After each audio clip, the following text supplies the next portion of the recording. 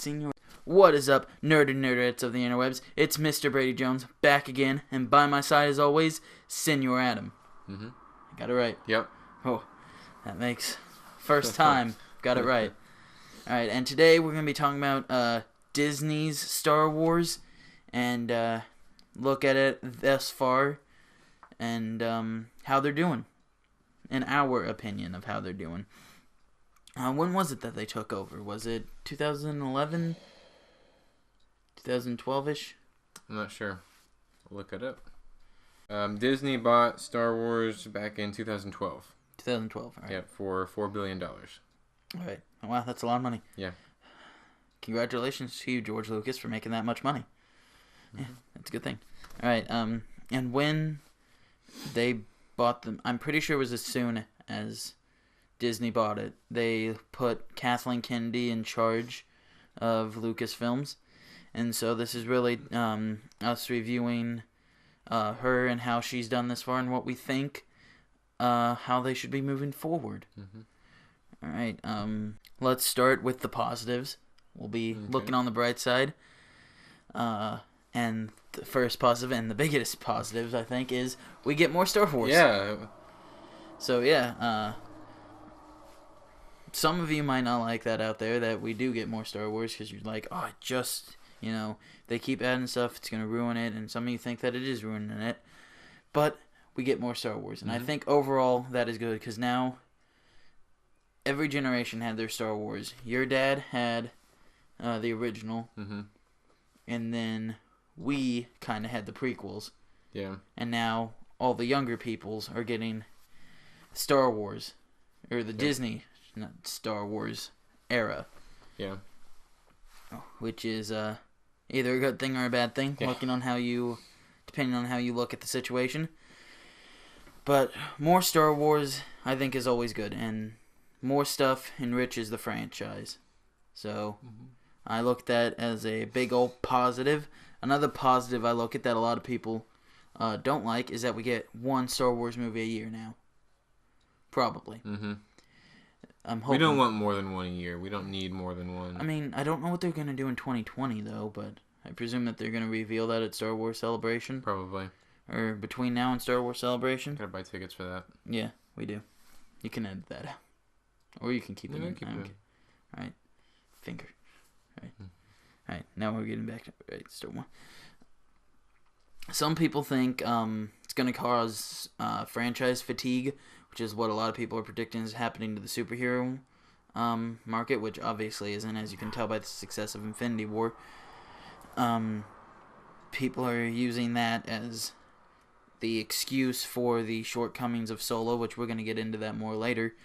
But I don't think that when you have a world as big as Star Wars, you can tell so many different types of stories that it's almost kind of, I don't want to say impossible, but it's very hard to create a fatigue when you don't just have to make the type of movies that, the main, what are we calling it?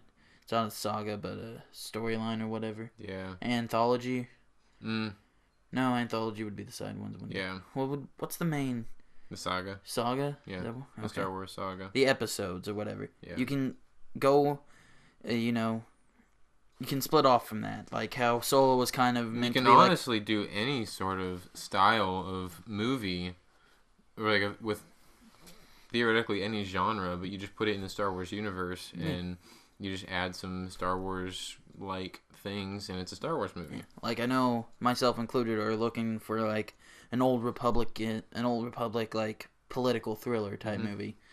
And you can just do different genres like that in your, like, spin-off Star Wars story movies. So I think having one Star Wars movie a year is a positive. This is one where we disagree, but I do think, and I look at this as a positive, and it could be a negative to some people. I know it's a negative to you, but the willingness to kill off fan favorite characters. I don't have a problem with them being able to do that. It's just the way that they've done it is kind of dumb. It's like the idea that they can do it, or that they have the guts to do it, I guess, is, I think, a positive. Now, do I want them to kill off all the fan favorites? No. Right? I'm a little scared to see Leia die after, Carrie Fisher's actual passing. Yeah. And I don't want to see, like, Chewbacca die. If I Chewbacca don't dies, think Chewie will die. I will riot. Chewie dies, we riot. Put that on a t-shirt. Yeah. Just like Daryl. Daryl needs to die. We'll get into that at a different time. Yeah, I'm glad that they're willing to do it, but I don't want them to just do it in every movie like that. It's going to be every episode, a character. Yeah. A beloved character has to die. I don't think that is necessarily what we need. And except in the case of The Last Jedi, where they just completely ruin Luke to the point where no one cares if he dies. Yeah. That's their strategy. Yeah. Ruin the characters to where you just want them to die by the end of the movie. Right. And we might come up with more positives later, but right now those 3 are our positives. Let's get to the much more fun negatives. Well, I think one of the big positives okay, you got another positive? is one of the positives, especially with that we're seeing with the anthology films, is that they're taking place in the era of the Galactic Empire, and really before Star Wars came back, and not including Clone Wars or Rebels or anything, the only major thing that the prequel movies had over the original trilogy is the CGI and the special effects. But the original feel of the original trilogy and the Galactic Empire, that's Star Wars. That is Star Wars. It's the best part of Star Wars. But with the new stuff, with Rogue One and Solo, not so much with Solo, but more so with Rogue One, you have all of the feel of the original trilogy with the Galactic Empire, with all of the amazing technology and CGI and special effects that we can have now today. And that kind of goes with bringing back Star Wars in general, but that's one of my biggest positives. Before we get to the negatives, I do want to ask one because I don't know if it's going to be a positive, because some aspects of it are positive and some are negative, but what do you think about Disney? Basically, when they buy the rights, they scrub all the canon except for the movies and the shows. And they're like, now we start over with our own canon. All those books, all those games, they aren't canon anymore. Now we're going to create our own canon. What do you think of that? Because I personally, I can see the positives and the negatives. Yeah. And positives being there was a lot of canon. Like 30 years worth of canon. Yeah. And books and comic books and video games that scrubbing it clean makes sense, and that I'm fine with that because I'm not going to go through all of that stuff, and now it's going to be easier to, now that, I don't think they're going to produce as much as there was, and I think... And it doesn't eliminate the stuff. It was a lot scarier when they first said it, because the way they said it is that all the stuff from the past 30 years of Star Wars lore is just gone, but it's not really. It's just not officially canon. They can do whatever they can. If they wanted to, they could bring back every single thing on their own. They've brought in stuff from the extended, like from the extended Thrawn, universe. they brought back Thrawn. They've done several things that are connected to the extended universe, and that's completely fine. And now that they're doing that, it's a little less scary. But so I'd say it's more of a positive. When it first started out, that was a big negative. But I still see the negatives in it right now because I love, I don't really read that much, but the video games, for instance, I loved the first Force Unleashed. Force Unleashed 2 was pretty bad. Yeah, it was really short. It was way too short. It was. But, I loved, Star Killer. And also, obviously, the Old Republic stuff. Yeah. From those 3 games. And that not being canon anymore, that kind of makes me sad. That's true. And the video games that they have put out since acquiring it are very, very bad. Yes. They are complete and utter garbage, both Battlefronts. And I want to see them make more... You're shaking. Oh, I'm taking the table again. Okay. I want them to make more better games. More better? That's a thing. More better games. Yeah, more games that are better. Yeah. How's that? And, yeah, that's the biggest negative, is that there was a lot of good stuff in there that they haven't put in, like they haven't gone back to the Old Republic, and I really want them to go back to the Old Republic because that is some of my favorite stuff. So yeah, go back to the Old Republic, Disney, and then we'll put that in a positive. Yeah. Because I know that is what you want. you care so deeply about our positives. Do a Yoda anthology spin-off movie. That's an easy way to introduce Old Republic. Or just do a straight up Old Republic. Yeah, he is. He's not old enough to be the Old Republic. Old Republic is like thousands of years. Yeah. Yoda's like 8,000 years. Okay, whatever. All right. He can be the bridge between the two. All right. Now, anything else you want to add to the positives before we get into the depressing negatives? I think I'm good. All right. So, negatives. First negative is Kathleen Kennedy's lying. Yeah. She lied right to George Lucas's face and to all of us. Yeah. On that fateful day in 2012 when they announced that they were taking over Lucasfilms, Kathleen Kennedy said to George Lucas, "Hey, we're going to take care of these beloved characters and we're not going to change any of them up." And the first movie, literally she kills... Well, I don't want to say she because I don't think it was all her. No, you can blame her. But right? I'm going to blame her. Blame her for all of Star Wars problems. She's the big boss, so I'm going to blame her. You can't blame J.J. Abrams for problems. Well, I mean... I'm going to blame her because she could have said no. Yeah. So, she's the higher boss, so it's her fault. And then Last Jedi, obviously, they didn't just kill off Luke. They made him so unlikable and betrayed the entire character of Luke that, I didn't care that he was dead. Even Mark Hamill doesn't care about Star Wars anymore. Mark Hamill? That made Mark Hamill so angry. Exactly. He is still angry and still upset. Yes. Why would you make Mark Hamill upset, Kathleen Kennedy? What is wrong with you?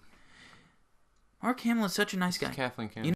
So yeah, Kathleen Kennedy's a liar. Mm-hmm. And that's the first negative. Second negative, I guess that's kind of the same, not caring about the characters, is part of the line. Alright, third one, and that is the empowered female characters. Now, I don't care that there are strong female characters. Yeah, they've had strong female characters throughout, even in the original trilogy. Like, Leia was a big...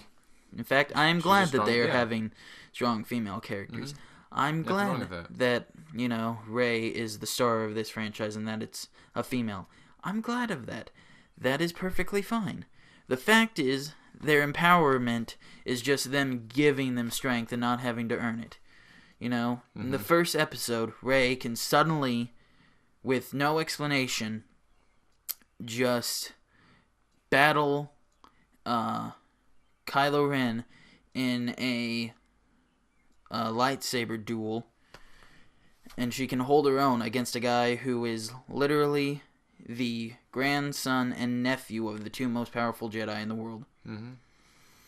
And one who's pretty strong himself, I'd imagine. He was trained by one of the two most powerful Jedi in the world. The first demonstration of his Force abilities in the entire Star Wars saga is him doing a Force power we haven't seen before. He stops a blaster, laser blast, it's fine, whatever you call it.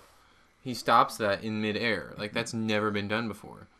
And then, just all in the little freeze thing that he does to Rey and to other people. It's cool, and he's a super powerful Force person. And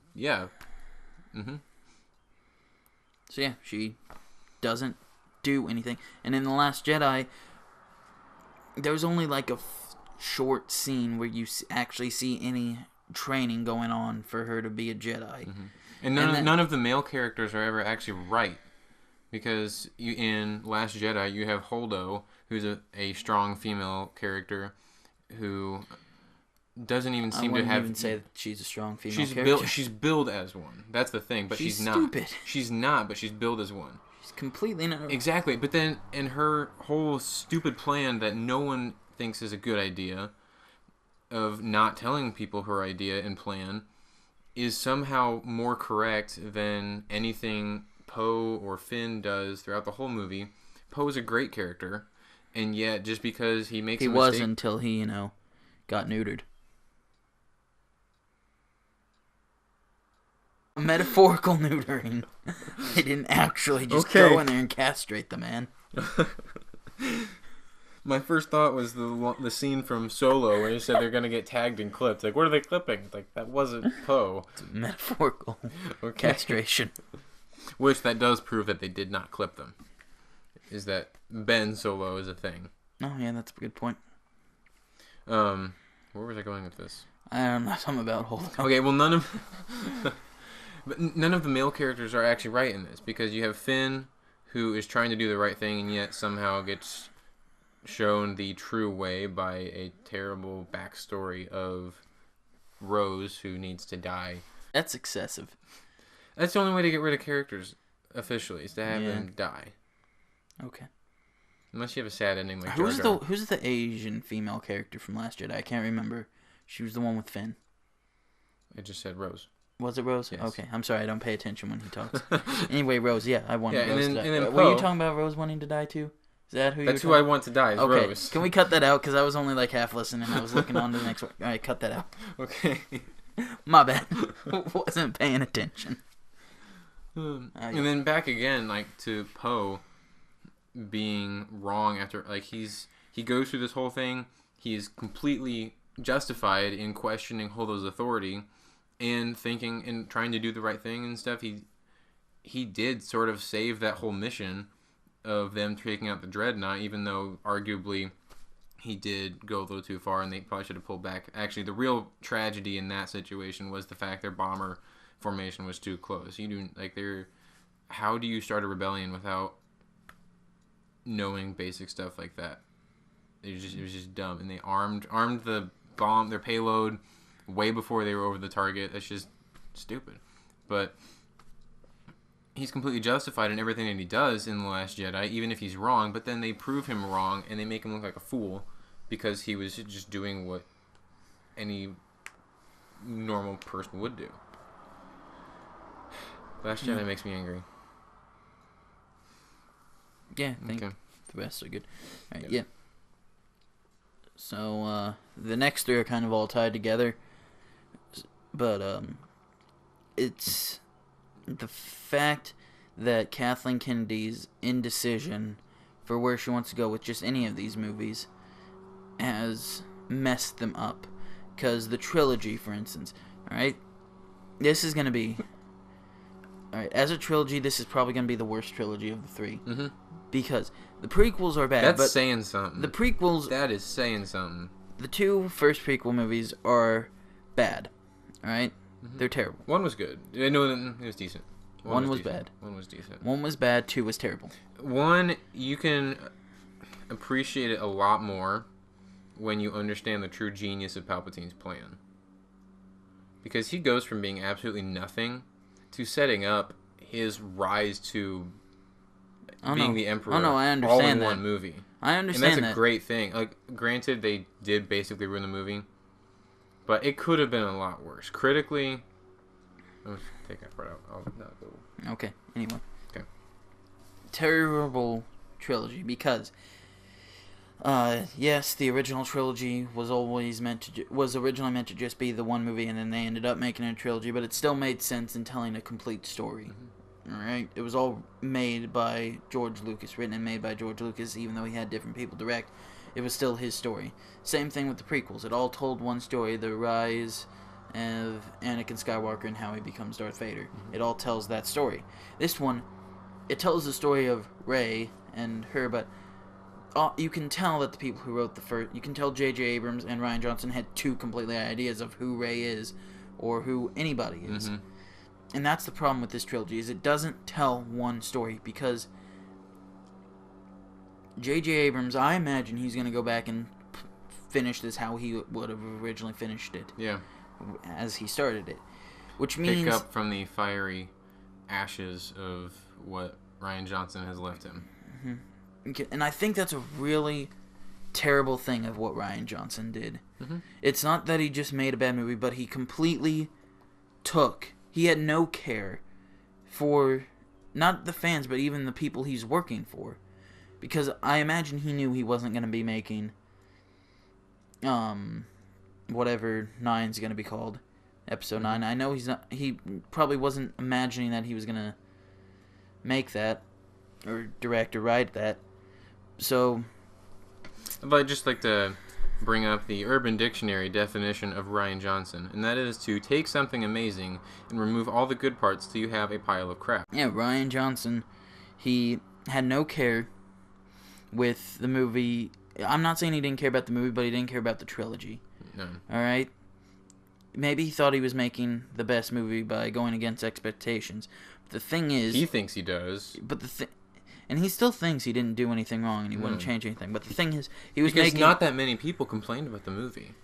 Overall, critics were saying it was a great movie. Yeah. It got a... I'm using Rotten Tomatoes as a generalization of what critics say and a generalization of what fans say, even though it's not going to be totally accurate. But the critics gave it a 91%, whereas the fans gave it a 47%. So there's obviously some distinction there. Yeah. But the thing about what Rian Johnson did is he had no care for the fact that this was the second part in a 3-part series. He didn't care about what the first part said, and he's not caring about what the third part said. And I think that is very selfish on his part. All right, it's one thing to have a creative vision, but when your creative vision is sabotaging someone else's creative vision, I feel like that is terrible, and that he should feel bad for what he did, because I imagine he didn't know that J.J. Abrams was going to pick up the third one, but he should have at least carried over some of the elements that he had set up. Yeah. Just for, even if neither of them was going to make the third one. A little bit carried over in like the story arc between Rey and Kylo Ren, but then... No, it didn't. Not really. It sort of, I mean, kind of. It sort of started to, but then he completely twisted it in a way that wasn't too bad, but was still pretty bad. I mean, obviously the things that they were coming out of the movie with, it wasn't like... People weren't really talking about Rey and Kylo. Everybody was talking about Rey's parents. Who were they? We spent 2 years wondering who they were. They're not no one. They're not no one. And J.J. Abrams is gonna change that. Yeah. But Rian Johnson, if he was making the third one, he wouldn't have changed that. He would have just had them be nobodies. Yeah. And then Snoke is obviously dead. And he's not coming back. So, it's just... He didn't have any care. And... It was Kathleen... Again, and this is going into the second part, which is...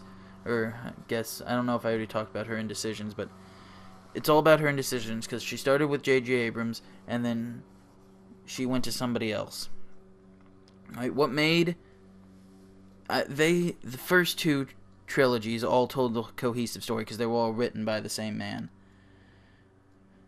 These are written by 2 separate people. Right, and one person intentionally trying to sabotage everything the other person had already done. Yeah.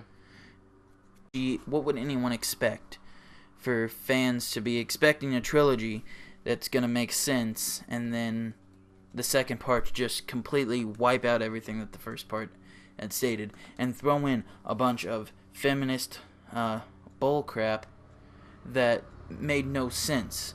Like, I'm fine if you want to throw in female characters that are positive. I want little girls to have good role models, alright? I plan on having kids one day. If I have a daughter, I want her to have role models that she can look up to, alright? But I want role models that she can look up to.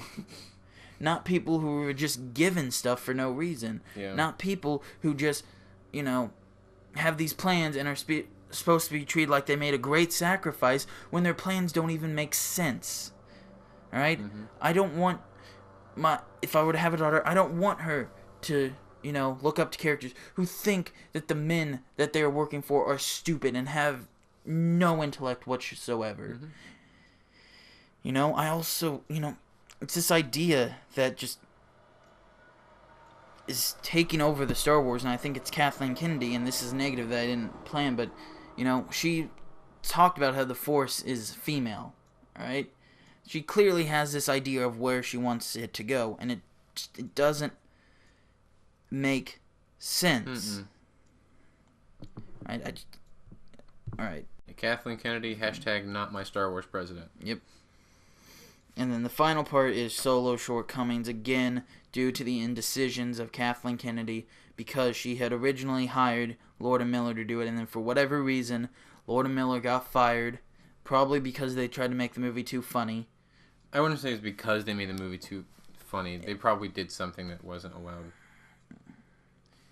They probably didn't have enough feminism in it. They probably actually tried to make female characters who actually earned their placement. They probably made a male character who actually was smart enough and made sense. So they obviously had to rewrite all of that. And they sent in Opie to do the dirty work, But no, none of that was like too terrible. But the point is, all right, all of the Star Wars movies under Disney this far have been cost around $2 million. Think Force Awakens was like $245 million, but they've all cost between like $200 and $250 million. This one is going to be more than that because as like a week before they ended production of the movie, that's when Lord and Miller got fired and replaced with Ron Howard. So they basically had to reshoot almost the entire movie, which I don't think it doubled the cost completely, but it did exacerbate the cost. And as you can see, Solo thus far, and this is, 2 weeks into it now? Yes. All right. Yeah, that sounds right. It is not making as much money as any of the other Star Wars movies that made at this point. In their opening weekend, they made like $100 million, I think. That's sad. That is sad. $100 million in their opening weekend for a Star Wars. Usually, that would be great for a movie. A Star Wars movie, where you have to remember, most movies make their... Which is mostly probably because of The Last Jedi. But yes. Because people... That's just kind of dumb on the viewer's part, that you're thinking that because Episode 8 was so bad, Solo's obviously going to be so bad. No, I can speak for... I almost didn't watch Solo. It's completely different. I was very close to not watching Solo because it wasn't a fatigue that there was too much, but it was this fact that, or not a fact, I guess, but the idea that obviously these people who are making it don't care. So why should we pay our money to go see something that I would say it's more... I credit it more to Rian Johnson being stupid more than all of the people involved in Star Wars. After this, though, I'm more inclined to be less interested in Star Wars because of Kathleen Kennedy. Because I know, for me personally, I didn't care about Star Wars after I watched Last Jedi. I was done. I had no interest in it. I was ready to move on to Infinity War. I got really hyped for Infinity War, and Star Wars was in the back of my mind. Before, Star Wars had always had a place, and I was always ready to talk about Star Wars, and I was always excited for stuff. And I didn't care anymore. I quit watching anything that had to do with Star Wars. Before I watch people talk about Star Wars on YouTube, for instance. I didn't do that. I quit watching anything that had to do with Star Wars. I was completely and utterly done. And then I finally was like, you know what, I'm going to go see Solo, fine. And it wasn't the greatest movie, but it at least did bring me back to Star Wars to a point where I cared. And I think that is why it didn't succeed. There are multiple reasons that you can argue why Solo didn't succeed. Main ones being because the opening weekend was Memorial Day weekend, and that has never been good for movies. Sorry, I did it again. It's never really been good for movies. People just getting sick of this new Star Wars. And, just people had lost interest after Last Jedi. It's just the way it was. 47% of fans liked the movie. 47. That's less than half. For all you people who can't do math out there. Right? And overall, I'd say so far it's bad, but you have to experiment in order to get the good. And I feel like the rest of Star Wars lies on the shoulders of Episode 9. Oh, completely, yeah. If Episode 9 does not do good, Kathleen Kennedy, I can very easily see after I'm going to call it a failure because it pretty much is financially. And that's where it comes. When it comes to movies, studios don't really care about critical reception. They care about fan reception and if someone's going to lay down their money and buy a ticket. That's what matters first and foremost. That decides what movies get in a sequel. That decides what movies, end up becoming franchises. That decides everything. Dollars. And this one is one of their lowest. This is the lowest. This is going to be, the worst movie financially of all the Star Wars. Except Clone Wars, but that doesn't really count. Alright. So, it all comes down to Episode 9. Is it going to be successful financially? And if it's a yes, Kathleen Kennedy might continue. Even if it's bad critically. If it's good financially and bad critically, she might still, get the boot because, as you can see, Disney. If I was Disney, I'd be afraid of a pattern here, because Last Jedi did well financially, not as good as they were hoping, but it still did well, but it got poor fan reception. Mm-hmm. Right, and if we were to start a pattern, then the next movie that they did wouldn't be well financially. So the only way I can see this being a success for Kathleen Kennedy herself is if this movie does well financially, and if it does well fan-wise. Because obviously you're not going to know if a movie's good or not until you lay down your money. Mm-hmm. So, yeah. We all have to see what happens at Episode 9. If it's as bad as what Solo is right now, I can see her resigning like the day after it comes out, or a few weeks after it comes out. She should anyway. So, yeah, any other opinions on this new Star Wars that we have? Because you were a fan before I was. Yeah. I didn't, Force Awakens was the first movie I saw in theaters. Mm-hmm. I jumped into Star Wars. I saw Episode 1 when they did that 3D release that kind of dissipated after a while. Yeah, they were going to just release them all in 3D. It was just Episode 1. Yeah, that was disappointing.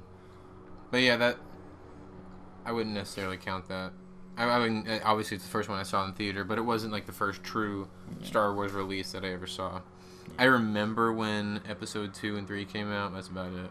Because I didn't jump on until after, a few months after 3 had come out. Oh, and I grew up on Star Wars. Yeah. I think even if Episode 9 is trash, I'll still give the anthology films the benefit of the doubt, because overall they have been pretty good. Rogue One was definitely good. Solo wasn't great, but it wasn't great for a Star Wars movie, but it was good. It was a good movie.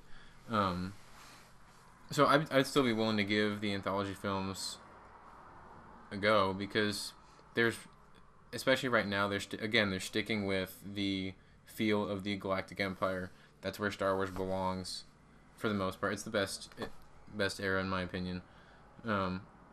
There's not as much room for, at this point, there's not as much room for error, because really all you have to, actually, scratch that. There's a big room for error, because really all you need to do is have a good story, have the Galactic Empire feel, and add some cool stuff that pays homage to the original trilogy. You have a good movie, you have good fan reception.